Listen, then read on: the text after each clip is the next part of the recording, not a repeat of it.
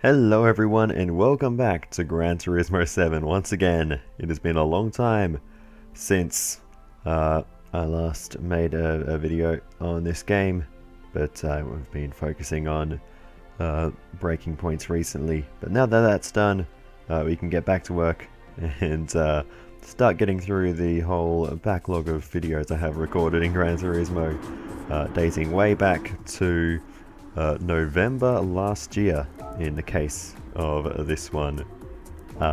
Yes, that's how far behind I am in Gran Turismo videos, because I keep taking breaks to focus on F1 games, and yeah, Gran Turismo gets left behind sometimes, but we're focusing on it today. We're doing the World Touring Car 800 races once again. There's a bunch of these to get through, so we're going to knock out a few more of them in today's episode. So we're here at Catalonia driving our favourite Toyota Supra GT500. So this should hopefully go as well as the previous World Touring Car 800 races, where we've seen success driving this car.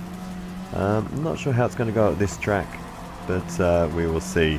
Seem to be making good progress so far as we work our way through the field. A little look down the inside, and that is job done, and that's a little bit wide on the exit, but we should be able to maintain the position because we have such good power compared to these actual GT3 or Group 3 regulation cars. We can afford to have a tighter line on the exit and still be able to have good straight line speed. So it's not a huge problem if we do get a bad exit in this car. One of the great benefits of having horsepower on your side.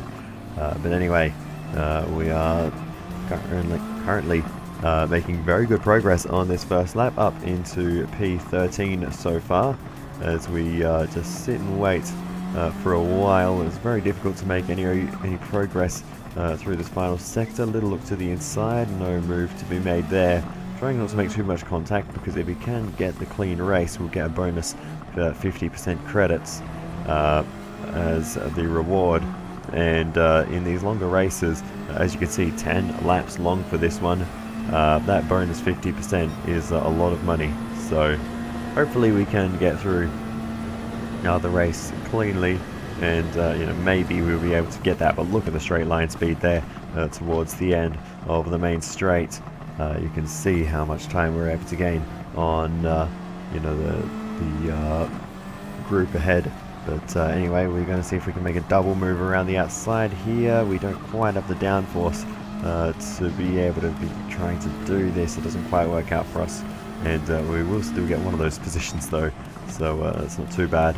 And we've moved ourselves up now into the top 10, so in just over a lap we've halved our grid position. So that is certainly not a bad start to the race at all, but you can see we do definitely struggle in these more twisty parts of the circuit. We really do need to focus on the straights and making sure we make the most of those. Thankfully the horsepower does most of the work for us there, and we just need to minimize the time loss in the corners.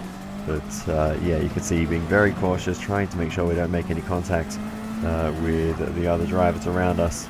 And that is us now up into P8 with that move. So again, good progress through the race so far, and it's very important in this style of racing with such a big field to try and make progress early.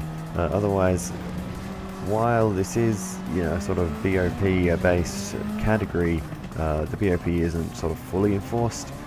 For example, our car has an extra turbocharger or supercharger or something on it, I forget which, but whatever it is, that's what's giving us our huge horsepower advantage.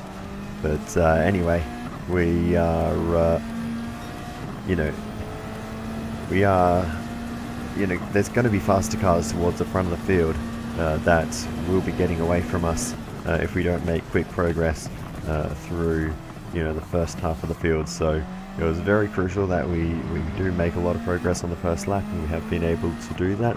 We're up into P7 now, so another few positions on lap 2. We've got a bit of a gap to the car in front, so let's move on until we catch up to them.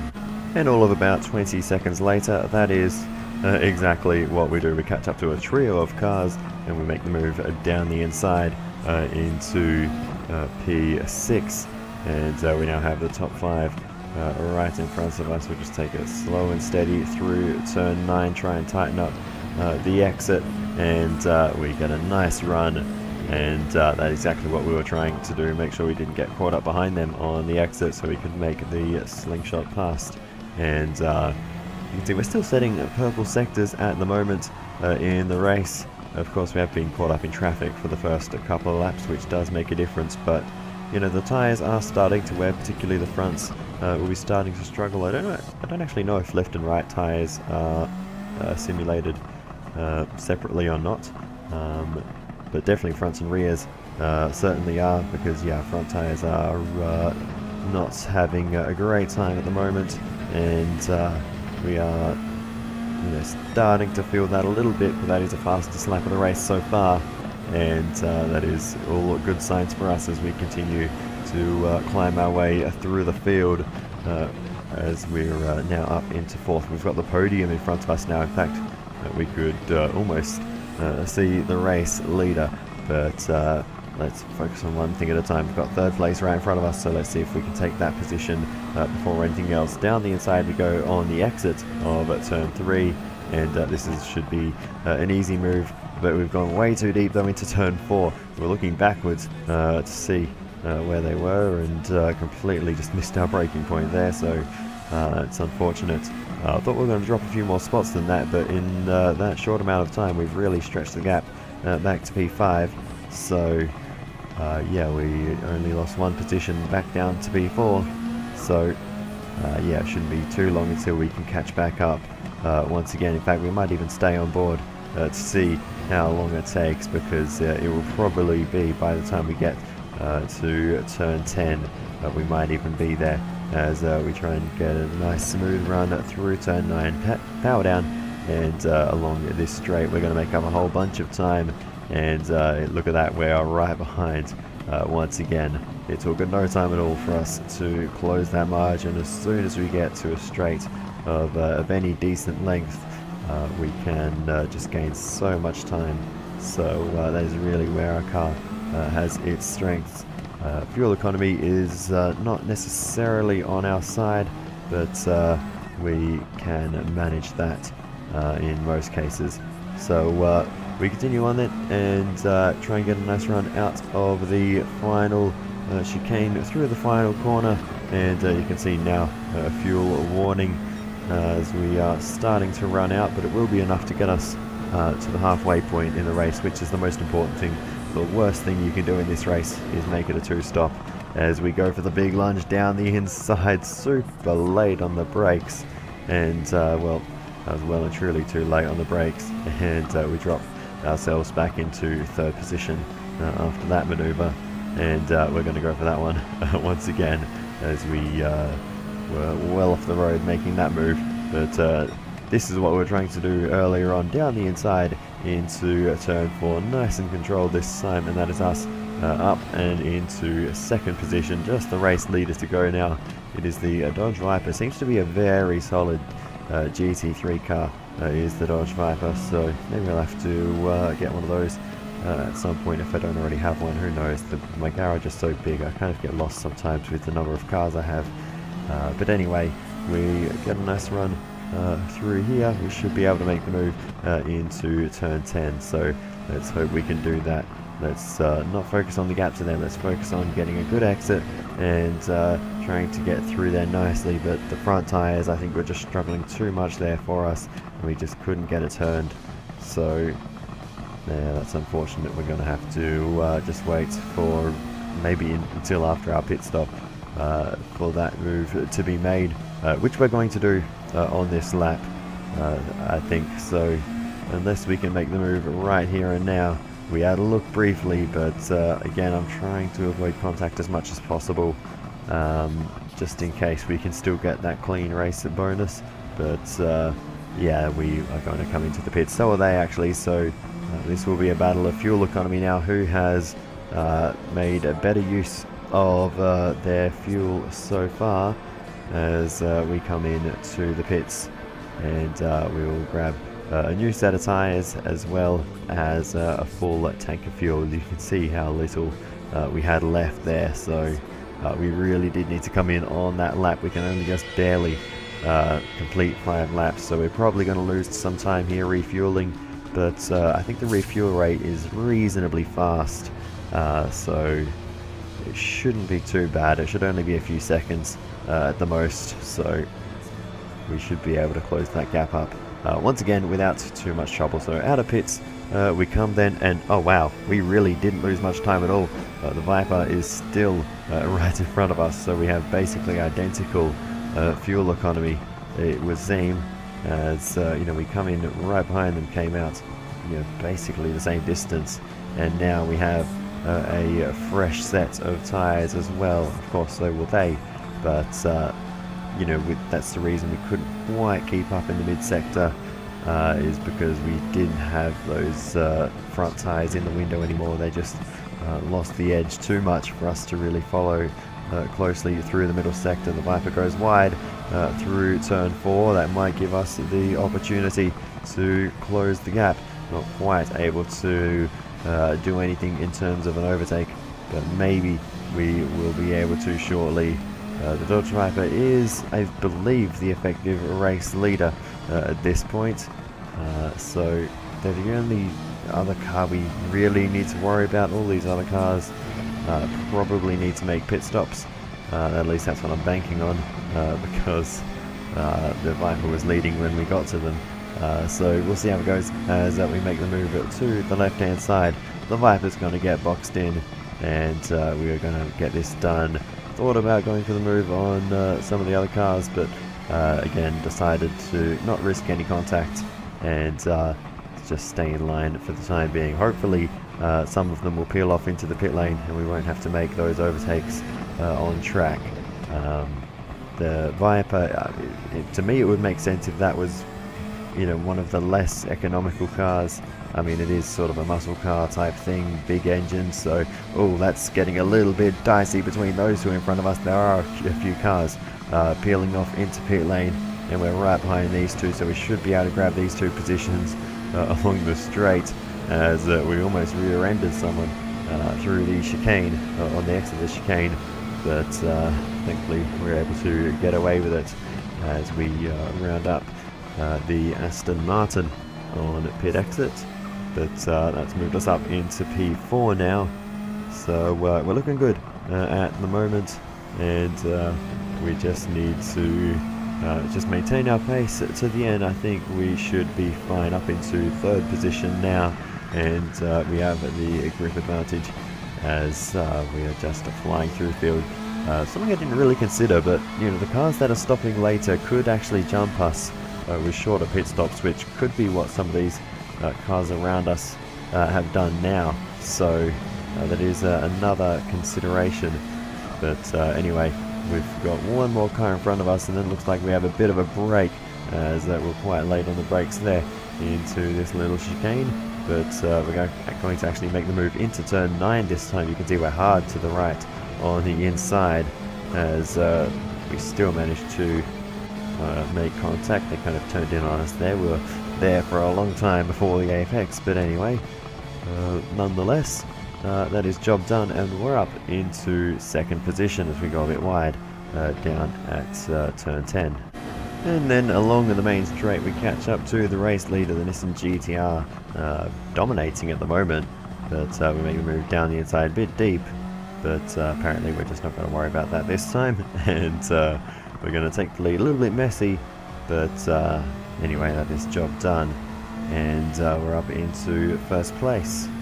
And as it turns out, that fight wasn't even for position, as the GTR still needed to make a pit stop. As you can see on the left, we still can't make the 1st corner, by the way. Some things never change, but the GTR drops down the field, and we continue to lead. And so we move on then to the final lap, the final corner, and that is a job done in the 1st race. It came to us relatively easy in the end. I will admit I was running the lowest difficulty for this one. I wasn't too confident with you know, running this car in Spain, but yeah, I like the way this car handles. You know, just it's very predictable and stable, whereas some of the GT3 cars, you know, that we're racing against are a little harder to control. So yeah, I went with you know, that option. But anyway, that is a job done, and we can move on to the next one. But first, we did get our daily roulette ticket, actually from an earlier failed attempt on a higher difficulty that I didn't bother showing because it wasn't that interesting. But anyway, we get the lowest possible coins. No real surprise there. Right, moving on to the next race, the World Touring Car 800 once again. This time we're heading to Daytona Road Course, and for this one I think we can turn the difficulty up a notch. So that's exactly what we're going to do for this one, and we will switch it to normal for this one. Won't go to hard mode yet. Maybe we'll do that for the last one. But anyway, 3, 2, 1, and away we go for the World Touring Car 800 here at Daytona. We're starting at day. We'll see if there is a transition of time in this race. It is a circuit where, you know, there is that variable time, and you can get a full day-night cycle. So we'll see how that goes as we have a little peek down the inside of the Porsche, and we eventually get through, not before hitting the pit wall twice. But anyway, we make that move stick and move us up into 19th position. This first sector, or two sectors really, of the circuit, these aren't the parts of the track that are going to suit us. It's really the banking and the straights that are going to give us a real benefit racing around here, as we go very deep there. Cost us a little bit of time, and we're still down in 19th, but we should be able to gain some positions here. As soon as we get out onto the banking, you can see the speed building as we close into the cars ahead. Thought they were going to come down in front of me there. We did have a bit of space to work with in the end. Can't run below that line for too long, otherwise your car will get reset and you'll lose a lot of time because you'll start from a complete standstill a long way back. But anyway, a little bit wide on the exit of the bus stop. Doesn't seem to affect our run too badly though, as we did get out in the grass, and we're going to continue to make the moves as we head around the second of the bank corners and head towards the completion of the first lap. We've moved ourselves all the way up into P15, so a decent start for us in this one.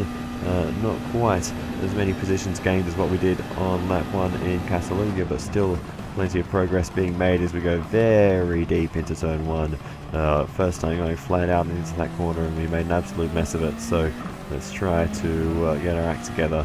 I think I'm just overdriving the car at this point as we try and make the move down the inside of the Mazda. Bit of contact with the Honda NSX there, or is it an Acura in this part of the world? That's an interesting little question. But anyway, let's continue pushing on, and we've now got the Corvette in front of us, and we're close. We're going to try and make the move to the outside, but we've been sent wide all the way out onto the grass, and we probably shouldn't have been putting the car there, to be honest. And that was never really going to work for us, and we will drop all the way back down into 16th position now. So once again, we have a lot of work to do, but we'll see how it goes as we head out onto the banking once again. We should be able to get a couple of these spots back by the time we get to the bus stop. It wasn't a great exit, I was a bit distracted looking at the back of the car there apparently, but anyway, we get back past the Ferrari before we leave the banking, and now the battle playing out in front of us between the RX Vision and the NSX. We go down the inside of both of them. They both go deep, and they're both sliding their way through the chicane, but we're going to get the nicest run out of everyone, and we'll get both of those positions on the exit, and we'll move ourselves up and into 13th place. So we're finally getting there. We've got the Corvette in front of us now. We'll make the move to the inside. A bit late there. I was close to contact, but we get through. We're up now into P12.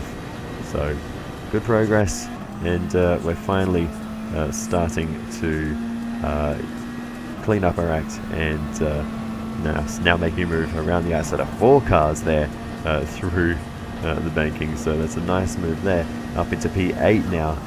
So that is a nice quadrilateral of overtakes. That's definitely not the right word to use, but you can see getting into a rhythm now, and we might even get a 5th position for good luck here, as we're getting closer and closer to the 7th place runner in the Subaru WRX, as the very shiny Subaru WRX will get through, and that's job done up into P7, as the Dodge Viper is into pit lane. They are potentially struggling for fuel economy. We kind of matched them for fuel economy in the previous race, as we saw, but potentially around a circuit that has so much time flat out, they may be struggling a little more than what they were at Catalunya. But pitting on lap 3, I mean, lap 3, lap 6, lap 9, that's potentially looking at a 3-stop race unless they can stretch it a bit longer. So they could be in real trouble, and may not be a factor if we can stretch it an extra lap or two to what they can. I mean, we're looking good to easily be able to make it a 1-stop, so I'd wager they just burnt off a lot of fuel just running in engine map 1 and not being conservative enough on the fuel map. So we'll see how it goes. Hopefully, well, doesn't really matter to us. Hopefully they're hoping they can make up for that, but going 7 laps on a tank, that is a long way to go. So they may be looking at a 2-stop and may not be a contender. That'll make things easier for us. Meanwhile, we've made the move up into P6 as we go a bit deep into the bus stop. Shouldn't affect us too much. We make a bit of a mess of the exit, had a bit of a wobble midway through, but anyway, we should be fine. We're into P6 now, and on the end of lap 4, you know, we still have well over a lap of fuel left, so this is going to be an easy 1-stop for us in this race. So it just shows that strategy can make a real difference, and you know, the Viper clearly not the only one struggling on fuel, because also coming into the pits the Aston Martin V12 Vantage. So yeah, multiple cars potentially having fuel issues early in this one. Meanwhile, we've caught up to the next little group of cars. Again, we're starting to struggle a little bit on tyres towards the end of the stint. You can see through, you know, this first couple of sectors through the infield, where we're not fully in contention. Good straight line speed there, but as we make the contact in the braking zone, not quite enough to be able to make the move. Maybe here we can, as we have a look down the inside of the GTR. They're clearly running a low engine map. Big lack of straight line speed there, and we get the job done, and we make the move stick. And as we jump forward in time slightly, jumping between recording splits, we are now on the back of the second place runner, the other Toyota Supra. We're not close enough to make the move into the bus stop though, and we'll have to wait for another opportunity. We'll probably be able to get the move done on the exit though, as we put the power down. I mean, we're going to be coming into the pits on this lap anyway, so we'll, you know, this phase of the race is mostly about strategy, but never hurts to get the move done anyway, as we come into the pits, and that is a very high-speed pit entry, but job done, and we'll get a new set of tyres on, fill her up, and we'll be on our way once again. So everyone else, it seems, or most other drivers seem to be in the pits at the moment, so seems to be the popular lap to pit on. We relatively only just made it onto this lap, so we may get jumped by a few here, but nothing we can't come back from, as we go out the very lengthy pit exit here at Daytona. and get ready to go racing. And once again, we've got the GTR in front of us yet again, so we'll see if we can make the move down the inside straight away. We pop out, lunge down the inside, and a slight awkward bit of contact there, but we will make the move stick, and we'll move ourselves up into P7. We continue on then to the end of the lap. A few more pit stops being made, and we're also catching up to the other newer Toyota Supra. We make the move down the inside into turn 1, nice and clean there. It's actually quite an awkward corner to make an overtake down the inside like that, as it continues to just curve left all the time, but we're able to get that one done nicely. Now we put the car on the outside of the Aston Martin, trying to hang it all the way around the outside here, but eventually we just run out of road. We can't quite get it done, but once we get onto the straight, we should be able to clear the Aston, and we do just that. Move ourselves up into second position, and now it is just one Mercedes AMG left in front of us, and this should be a relatively easy move once we get out onto the banking. There shouldn't be too much stopping us from taking the lead, as we are trying not to look into the sun there, to be honest. It's very distracting, but anyway, here we go in the slipstream, now looking up to the outside, and the race lead will be coming in about 3, 2, 1, and there it is. Job done, race lead. Now we just need to push on to the end. And so we move on to the end of the race then. We're in complete darkness now as we flick it across the line, and that is a race victory for us. A nice 360 over the line, or okay, almost a 360. The AI kind of just drove into the wall there, but anyway, job done. We win by a hefty margin in the end. So that's not bad at all. Another 154,000 credits in the bank, up to 557 now. Let's move on to the final race. In this race, I am going to do with live commentary, because, well, this isn't my first time recording this race. You'll notice the date is much more recent, and I want to have a go at doing this race on the hardest difficulty setting. I had it on the middle setting, on normal before, but I want to try it on hard to see how it goes, see if I can win it on hard. I think that's all I need to say, so without further ado, let's get into it.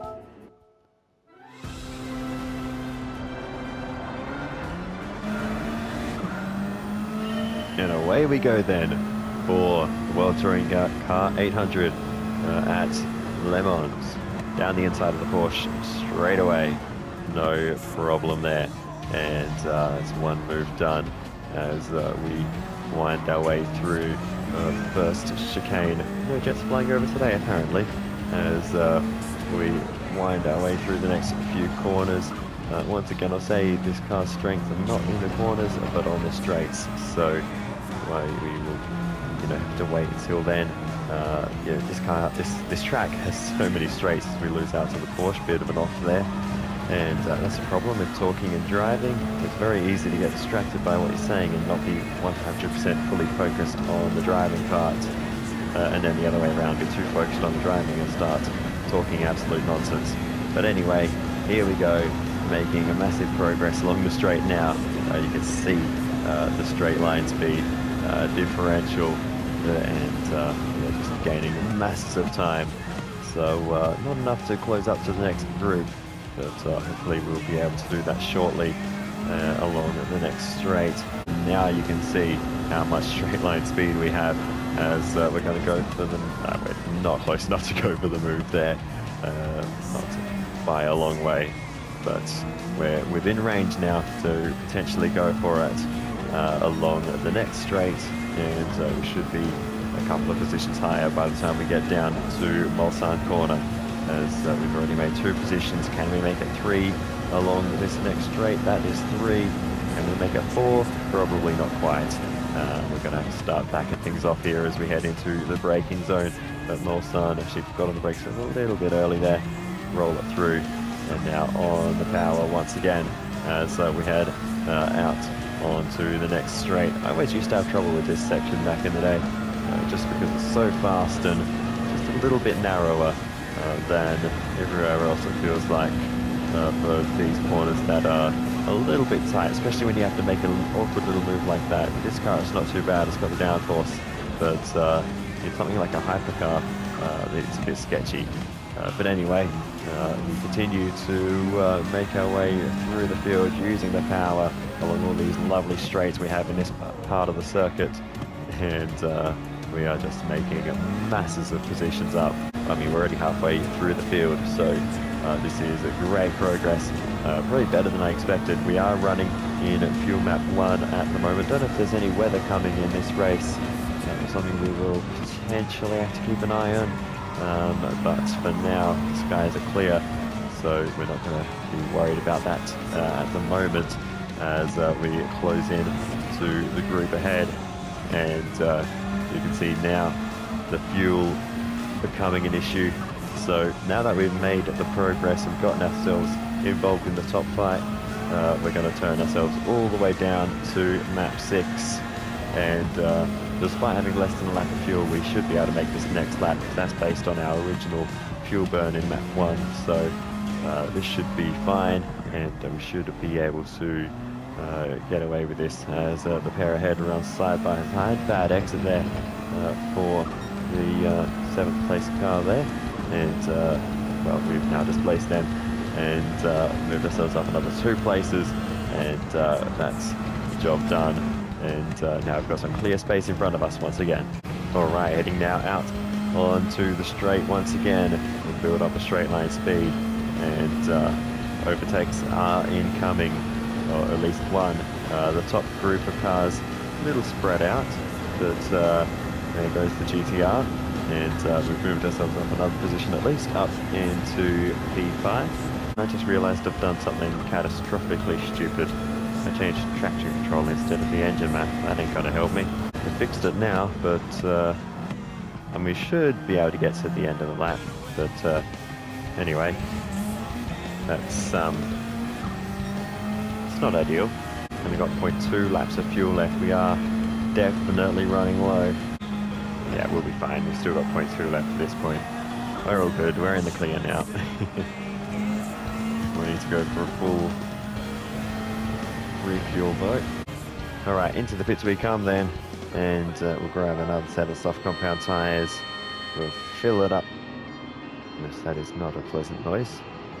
And yeah, we'll see how the rest of the race goes. Looks like everyone else stopping now as well, so everyone else also burning through a lot of fuel in the early phase of the race.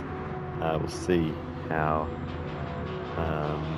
much fuel they need to put on. Probably not as much as us, so we may lose out in pit stops, but we'll see as we get those new tyres on, and of course fill that up with fuel. Thankfully the refuel speed is pretty quick, although it does seem like there are quite a few cars going on, so we're probably going to run fuel map 6. Oh, hello.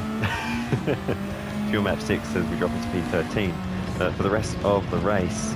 That will hopefully get us to the end safely without running out. It should be able to get us through 3 laps in theory. So that is my plan, at least. Let's see how that goes, but we will first have to try and reclaim some of these positions, but yeah, we can't really afford to be burning any extra fuel, so hopefully we still have some decent straight line speed in map 6. Seems like that's the case though, as we go banging doors there, and that is job done. Up 1 position into P12. We're slowly chipping away at the margin to the Audi in front of us, and we can get a nice run here, get a nice bit of slipstream. Hopefully we'll be able to make a move, but it seems like they've got their fuel map turned up, because they seem to have very good speed at the moment, so potentially they will be burning up a lot of fuel, which is good for me, bad for them later in the race.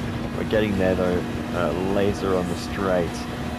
We are definitely building up more in terms of the top end speed, a bit less drag potentially, and that is job done. And we just about get through there at the end of the straight. Got a Ford in front of us now, And can we go full send down the inside here? A bit late, but as we climb over the curb, we'll get the move done just about there. And that's job done as we move ourselves up another position. Drag racing on the exit, but we get it done and move ourselves up one more position and into P10. More pit stops are being made though, so that'll give us a few more freebies in terms of track position as we work our way through the final two chicanes, and we close in to the other Toyota Supra as we get past the two cars in the pit lane. We'll make the move down the inside of the Supra. Another car coming out of the pit lane. Okay, we had to lift out of that one there. I probably broke more than I needed to there, and nearly lost out in that situation. A bit of a sideways moment on the exit of the chicane, and we sort of seem to be losing pace at this phase of the race. We seem to have all the pace in the world at the start, which, you know, the engine map definitely had something to do with that, but since we turned it down, it really has made a notable difference. Now we make the move down the inside of the other Supra, a little bit of contact, and we're going to have to sit in the slipstream for a little bit before making the move yet again, and we will get the job done this time on the other Supra, and now in the slipstream we should be able to also make the move, and that is the job done on the sorry, I think my microphone come disconnected there for a moment. That is job done on the Subaru WRX. Oh, look at the speed through there. We're actually quick through the corners now. That's interesting versus the Subi in front. Let's see if we can potentially make the move as we are going to be a little bit tight on fuel actually, but we should be fine. We may need to do just a little bit of lift and coast, but regardless, we made the move on the Subaru while I was focused on that number, and the Aston Martin is in pit lane as, oh, I've made an absolute mess of that. I was watching to see who else was in pit lane. Turns out everyone is stopping again except for me. So we're going to be left out on our own out in front. Everyone behind coming back into the pit lane. They're all on the hards, so they're all getting better tyre wear, I suppose, than I am. But it didn't seem that way by the end of that stint, because we were flying along nicely. But anyway, we're on to the final lap of the race now. A little bit of a messy run through the last few chicanes, but regardless, we are there and in the race lead. So all we really need to do is to make sure we don't make any critical mistakes, and we should be able to bring this one home rather easily. As we, okay, I say that, we do have a bit of an off there, but not a huge issue, and we get going once again onto the straight. We've actually only got a couple of seconds back to the next car, so we can't afford to waste too much more time. We will probably build that out a little bit further as we head along the straights, but remember, I do want to lift and coast just a little bit to make sure we can get to the end of the race, but I think we should be fine. Alright, here we go, big lift and coast here. Now we apply the brakes, and that will get us a little bit of fuel back. Just need to do that at all the heavy braking zones, and that should get us in the clear, and we're still purple over our previous lap. Just the Porsche curves to go now in the last couple of chicanes, so we'll push on to the end, see if we can improve on our previous lap, because we got a little bit wide through the right-hander, but we're still going purple, which is all we care about. And yeah, our fuel is absolutely fine, so no concern there. Now, as we've only got about 6 corners to go, and we are well used to these by now. We've had, 4 laps of practice, and now on the 5th final lap, this should be nice and easy through the final few corners, and that is a job done. This the apex there a little bit, but that is a race victory here at the Le Mans circuit. Fastest lap of the race as well as we cross the line. And that is the final World Touring Car 800 race of the episode 1. And we just snuck into the 359s. with that fastest lap. Nice. 161,000 for that race, and a 3-star roulette ticket for our troubles. For today's today's daily mileage. But anyway, let's have a little see what we get from this ticket.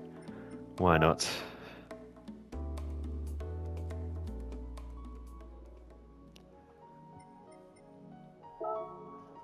Alrighty, here we go. Give me something good. What are the options? Money. We do have a car available, a couple of cars available, but of course, it's going to be smallest coins, as always. 10,000 credits. Nice. Before we finish off, we'll quickly head over to the cafe and check out a menu book, as we always do in each episode. This time we have the Nissan Skyline GTR menu book, worth 6 stars after we've collected these 3 cars, which of course, as you can see, we have already done so. Let's cash this in and yeah, see what we get. So congratulations, you've got all 3 cars. This completes your Nissan Skyline collection. Once you've collected your present, I've got some stories to tell you about these cars. And there we have it, the Nissan Skyline GTR collection complete. And a 6-star roulette ticket as a prize. Let's see what we can learn about these cars. The Nissan GTR Skyline is a superstar sports car from Japan that is popular all over the world. It's a retail model, but everything about it was designed for racing. It's therefore no surprise that the Skyline GTR has won countless races, making it a real motorsport legend. This collection contains 3 cars that form part of that illustrious history. The history of the Skyline GTR goes back to the 1960s. This 2000 GTR, known as the Hakosuka, was released in 1969. It was based on the 3rd generation Skyline. Its predecessor, the Prince Skyline GT, had been fitted with a 6-cylinder engine specifically for racing. And so this model, designed to win touring car races, had an engine that was totally different to the retail version. A newly developed 2-litre straight 6 S20 engine based on the engine in the Nissan R380, a pure racing car. This GTR-based car would go on to win pretty much all of Japan's major races. The following year, 1970, a 2-door hardtop GTR with improved performance was added to the range. This 2-door GTR also dominated races, at one point winning 49 domestic races consecutively. Woo. As the 1970s went on, however, Nissan were gradually forced to suspend their motorsport activities. A completely revamped Skyline GTR was released in 1973. But the influence of the oil shock and the very strict emission restrictions placed on performance cars meant that they were only in production for 3 months, with only around 200 units being built. This GTR, referred to in adverts as the Kenmeri, never had the opportunity to enter a race. But its dramatic story means it certainly forms a part of the GTR legend. Nissan then took a break from producing GTRs for racing purposes. Until, in 1989, the first GTR in 16 years was created, based on the 8th generation Skyline. The result was this famous model known as the R32 GTR. It was developed with the Group A races of the period in mind, and fitted with a specially produced 2.6-litre twin-turbo engine. It also featured Nissan's unique 4-wheel drive system, which provided handling that rivaled FR cars. A car based on the R32 GTR won the All Japan Touring Car Championship 4 years on the trot, 29 wins from 29. From its beginnings in 1969, the legend of the Skyline GTR continues to this day, and shows no signs of being over yet. Indeed, it seems that there are still many chapters to be written. Alrighty, back to normal. So we have a 6-star roulette ticket to cash in now, so let's see what we get from this one. It's always exciting to get a 6-star roulette ticket, so yeah, let's see what we get. Here we go. It is all engines, so we're going to get an engine swap of some kind for something, and we get that one. Is it any good? Well, it's the engine from the Chevy Camaro ZL1 1LE package, which is a very fast car, so I mean, it does have a very powerful engine as well, so that's cool. I'm not sure what we can put that in, but we will find out at some point, I'm sure. I do need to, that's not the right one, do a bit of maintenance on the car. The car is not in great shape at the moment. The oil's gone, so well, it's normal at the moment. No, it is actually worn. There you go. So we do need to get that fixed. We'll give it a wash as well, and change the oil, and yeah, that'll make it all shiny and new again. So with that done, everything's all back up to excellent condition. Well, I might as well outro it here, so thank you so much for watching all the way to the end. I really do appreciate it. Feel free to give me some feedback in the comments, it is always very helpful. Other than that, I will see you in the next one. I've still got a few more of these World Touring Car 800 races to go, but we are getting through them all slowly. But that is all for this one. Goodbye.